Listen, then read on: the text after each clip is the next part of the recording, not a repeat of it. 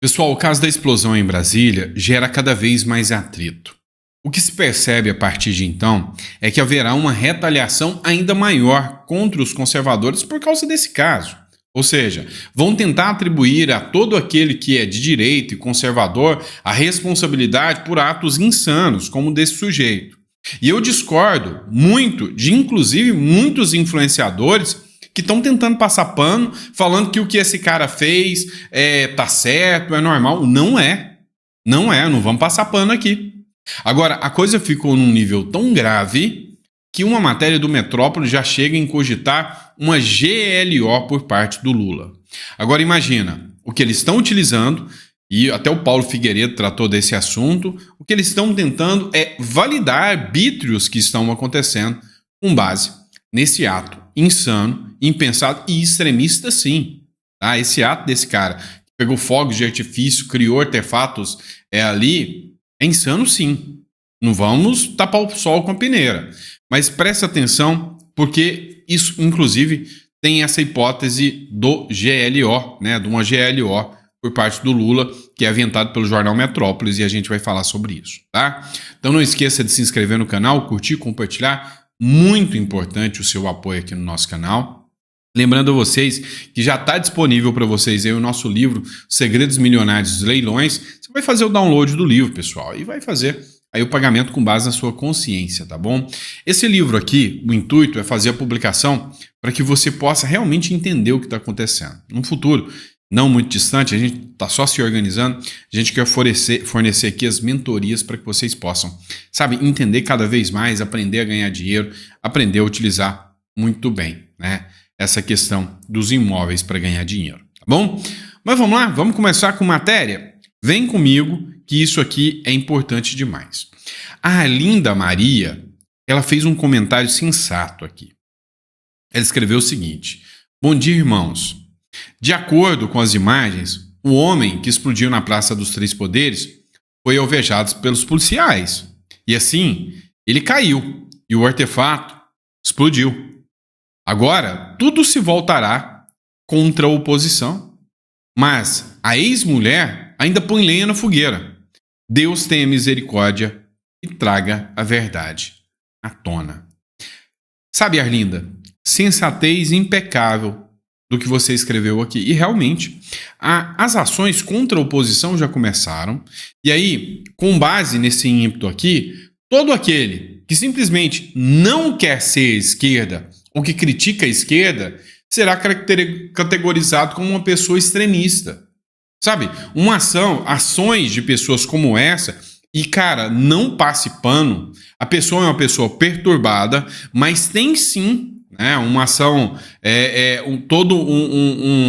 um gatilho, vamos dizer assim, tem um gatilho que fez com que ele chegue a essa medida. Eu estou fazendo agora a pós-graduação em neurociência e o doutorado em psicologia. E, gente, cá entre nós, tudo tem um gatilho.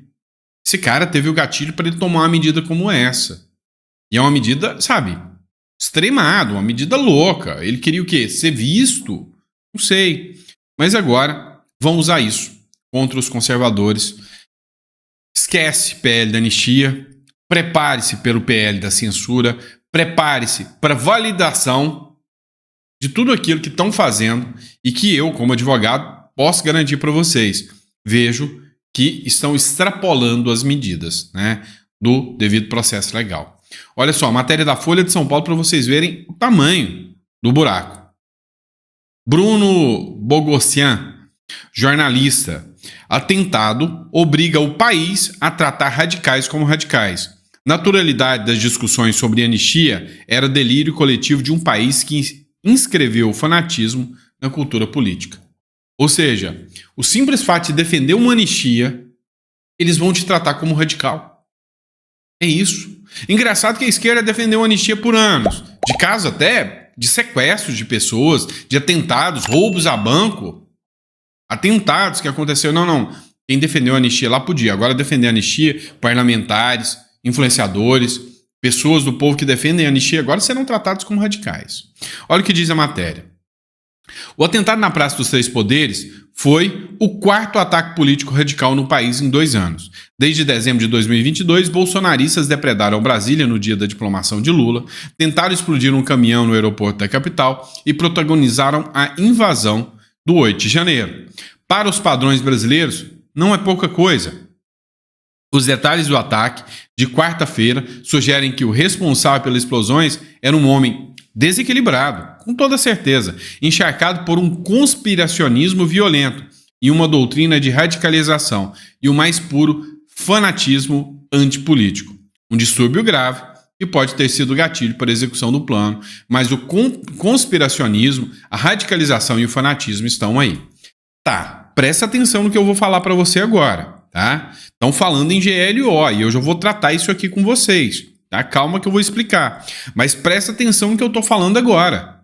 Estamos dizendo que, olha, o fanatismo desses caras, o radicalismo desses caras. Esqueceram que em 2020 um cara tirou fogo num ônibus, saiu gritando fora Bolsonaro. Ah, não, mas aí não é fanatismo, aí é protesto. Opa, esqueceu que em 2017 os caras invadiram também, colocaram fogo num monte de coisa. Não, mas era protesto.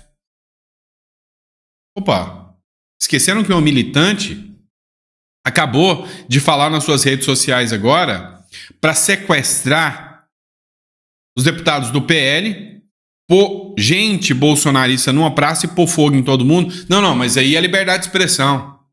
Então, são 2 pesos e 2 medidas, né? São 2 pesos e 2 medidas. O fato é que eles vão utilizar isso como argumento para validar, né, os devaneios que estão acontecendo. Outro site, outro esquerdista, o blog do Noblar, à espera da última pá de cal na cova do bolsonarismo extremo. Vão validar tudo aquilo que faça você se configurar como um bolsonarista, não, se é extremista, radical, bolsonarista extremo. Você não tem direitos políticos mais, você não tem nenhum direito, você simplesmente, né, é uma execrável que merece ser eliminada da face da terra. É esse nível que chegamos. Um ponto de sensatez, né? O diretor da Polícia Federal disse que é cedo para saber se o homem, e aí eles estão tratando como um homem-bomba, tá? Participou do 8 de janeiro. Como eu disse para vocês, o que eu percebo aqui é que a característica não é de um homem-bomba, tá? Só que eu estou indo contra o posicionamento da Polícia Civil do Distrito Federal. Segundo eles, ele era um cara que chegou lá para tirar sua própria vida. Eu percebo, ou pelo menos foi o que eu percebi da filmagem, de que ele caiu e depois o artefato foi acionado. Mas o diretor da Polícia Federal falou, não dá para saber se tem qualquer ligação aqui com o 8 de janeiro. Né? Se esse cara participou dos quartéis, se não participou. Mas a sentença já foi dada. O ministro relator do caso já falou que é, independente do posicionamento da Polícia Federal. Então, cara, o pessoal que está lá preso pelo 8 de janeiro, esquece. Não vai ter anistia. Tá? O diretor da Polícia Federal, Andrei Rodrigues, disse nessa quinta-feira que ainda é cedo para saber se o chaveiro Francisco Vanderlei Luiz, responsável pelas explosões na Praça dos Três Poderes, participou do 8 de janeiro em Brasília. O homem morreu ontem em frente ao Supremo Tribunal Federal depois de um artefato explodir em suas mãos. As polícias militar, civil e federal apuram as causas do ataque. Apuram as causas desse ataque que aconteceu. Está gerando discussões dos mais amplos espectros. Olha só, a Janaína Pascoal e o Amoedo entraram em um conflito sobre isso aqui. Olha o que o João Amoedo falou aqui. A melhor forma de desincentivar atos como os de 8 de janeiro e o atentado de ontem é punir com todo rigor os que praticaram e as lideranças que os incentivaram com seus discursos de ódio contra as instituições e seus membros. O discurso do Amoedo é o mesmo discurso hoje da esquerda, sem dúvidas, né? A Janaína Pascoal trouxe uma resposta. Ela escreveu o seguinte: a punição rigorosa precisa ser proporcional. E aqui ela falou como uma advogada, como uma jurista, assim como eu. A punição rigorosa, concordo. Eu não discordo não que tem que ter uma punição, mas tem que ser proporcional ao crime. No tribunal adequado, não pode ser um tribunal que não é competente. Não pode ser. Teria que ser Justiça Federal aqui, e não Supremo Tribunal Federal. As decisões aqui têm que ser adequadas com o crime organizado, tem que ter individualização da pena, individualização da conduta, né? Vamos lá. Ela escreveu: punição rigorosa precisa ser proporcional. Caso contrário, não surte efeito. Difícil entender a anulação de grandes apreensões e operações e, ao mesmo tempo, a imposição de penas de 17 anos para frases escritas com batom. O 13 de novembro não legitima as penas excessivas do 8 de janeiro. Reflita. Cara, eu concordo totalmente com a Janaína Pascoal aqui como advogado. As penas aplicadas do 8 de janeiro, elas não têm caráter de aplicação da lei. Elas foi amplamente dito nos jornais que tem caráter pedagógico, ou seja, nós vamos aplicar essas penas para mostrar para vocês que são bolsonaristas que com a gente não se brinca. Cara, a lei não foi feita para isso. A pena tem que ser proporcional. Aí você vê grandes criminosos do primeiro comando, do comando vermelhinho lá, você vê grandes figuras saindo pela porta da frente, com homicídios nas costas, com abusos nas costas, com tráfico internacional, e aí você vê figuras que escreveram com batom perdeu mané, 17 anos de prisão. Não dá, né? E eu concordo com a Janaína Pascoal completamente. E aí, qual será o ponto? A ideia é tentar vincular para mostrar que não agiu sozinho, tem todo um plano, que o plano ainda do 8 de janeiro ainda permanece para as ações do Supremo Tribunal Federal permanecerem, tá? Essas cenas que você estão vendo, uma cena quase típica de filme aqui, é a cena de um suposto hacker, né? Que mora em Jundiaí, São Paulo, não é o hacker de Araraquara, que teria enviado um e-mail com ameaça ao STF, né? Então o cara mandou um e-mail com ameaça ao STF, e aí uma verdadeira operação de guerra para pegá-lo e saber se esse cara, se essa figura estava vinculada ao tal do tio Francis lá, o cara insano que cometeu o ato louco, né? E que vai ter consequências graves para a direita. O Metrópolis também colocou uma matéria sobre ele comprando o quê? Fogos de artifício. Então, cara, como que o cara pode ter financiamento? Ele comprou R$ 1.500 em fogos de artifício. Como que você pode argumentar que esse cara tem financiamento? Se esse cara realmente fosse uma organização que, diga de passagem, se eles dizem que é a direita tem muita grana. O cara faz artefato de fogos de artifício, uma coisa tresloucada e tenta tomar uma ação. Aqui é a cena dele comprando fogos de artifício para poder preparar todo como se diz, os artefatos aí, né, contra o sistema. A fala da mulher dele foi insana. Ela sabia de tudo e, no mínimo, ela é cúmplice. No mínimo. Ela sabia de tudo. A fala da mulher dele foi insana. Então, assim, o cara agiu sozinho. Isso aí tá muito evidente. O cara veio cá e comprou um monte de fogos, pegou a caixa, levou, fez os bodulaqueiras dele lá, fez aquela insanidade, e aí é óbvio que eles vão tentar vincular isso, né, como se fosse um ataque extremado. O Von Serra escreveu o seguinte: a polícia, a vice-governadora, até o GSI do Lula trataram o caso da explosão como um ato de um lobo solitário. Óbvio. O cara estava, no dia 24 de agosto, no plenário do STF e entrou no banheiro da Câmara antes de se explodir.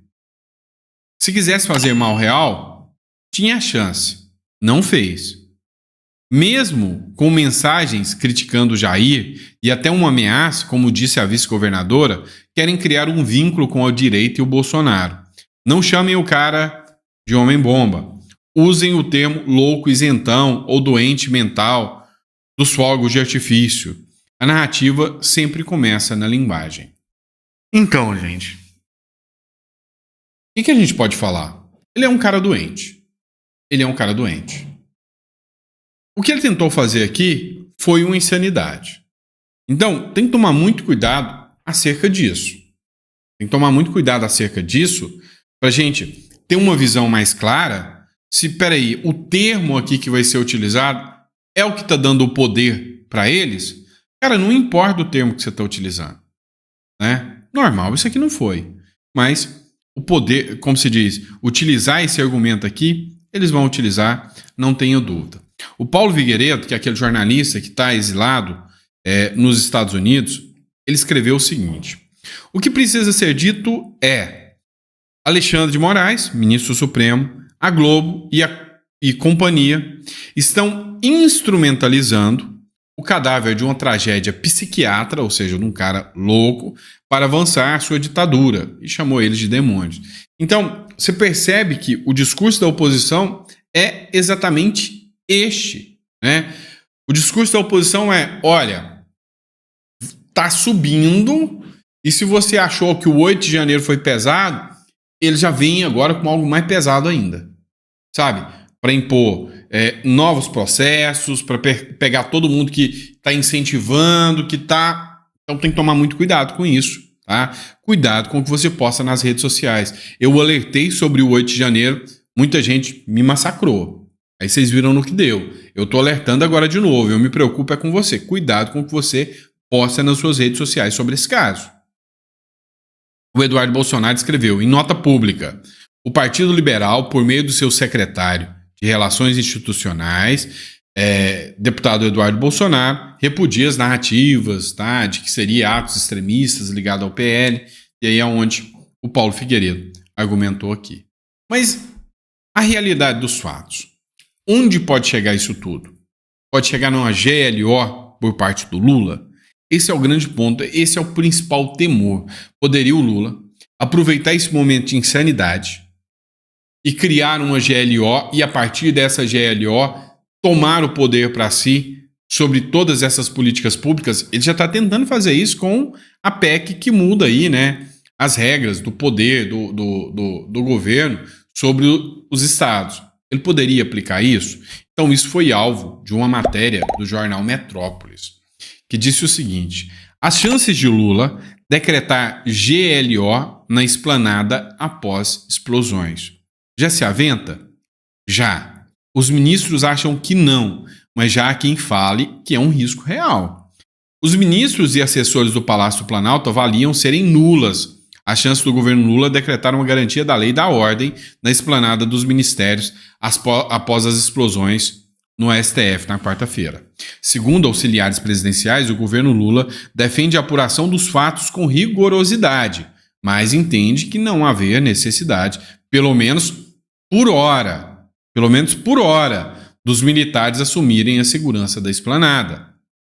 Como a coluna Igor Gadelha noticiou, a Polícia Federal decidiu investigar as explosões como um ato terrorista. A decisão foi confirmada à coluna pelo diretor-geral da corporação, Andrei Rodrigues, na quinta-feira. O inquérito ficará a cargo da Divisão de Enfrentamento do Terrorismo da Diretoria de Inteligência da Polícia Federal. Segundo Andrei, o homem-bomba que acabou morrendo nas explosões queria matar ministros do STF. Em entrevista coletiva, na quinta, o diretor-geral da corporação afirmou ainda que o incidente não foi um fato isolado e se conecta com outras investigações da PF, como o inquérito sobre os atos do 8 de janeiro. Então, assim, eu já dei a minha opinião para vocês aqui. Cara, o cara queria pegar o Alexandre de Moraes, ele queria. Isso não é novidade para ninguém. Ah, não, mas não era. Ele só queria fazer um protesto lá na frente. Aí é muito... Não, aí você não está sendo honesto. Vamos ser sinceros. O cara queria, tá? Queria. Foi interceptado antes? Foi. Era um crime impossível? Era. Ele não ia conseguir chegar lá nunca, né? Não ia conseguir chegar até o Alexandre de Moraes. Tanto é que a própria segurança já interceptou o cara, né? E ele acabou falecendo nesse intento aí? Sim. Então, você tentar passar pano aqui é loucura. É loucura, né? O ato é de um homem desesperado? É. Existe uma narrativa? Existe. Não, mas foram atos extremistas de grupos que financiaram isso. Cara, a investigação vai dizer, mas pra mim tá na cara que é mentira. Tá? É um cara maluco que usou a insanidade dele para fazer uma merda dessa aí, né? Só que vai ter consequências graves para a direita, tá bom?